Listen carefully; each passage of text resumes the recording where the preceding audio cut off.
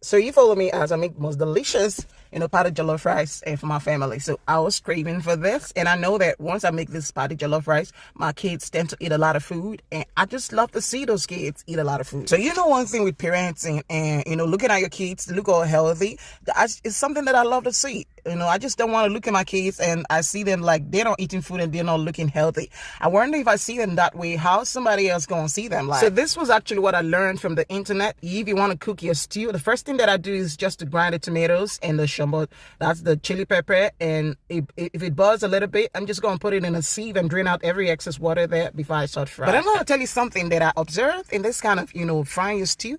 You just gonna put it down to the lowest heat if you want to get that dried tomato, because you can see that there is no water here, so the tomato needs to cook very well so that it doesn't taste sour on your mouth. Then I put all my ingredients, the spices, and that's all I wanted. You can see what I'm doing here. So it's just slowly drying up. So the meat is ready. I'm gonna put this in the air fryer.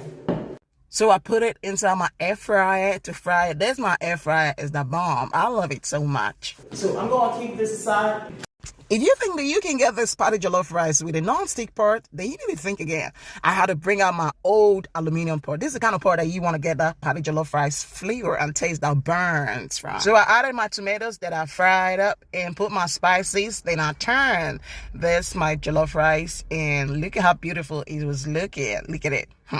I'm telling you, if you try this at home, you're going to thank me later. Trust me. So once I finish turning this thing very well, then I start adding my water, the meat stock, and the rest of that. Then I cover this to cook.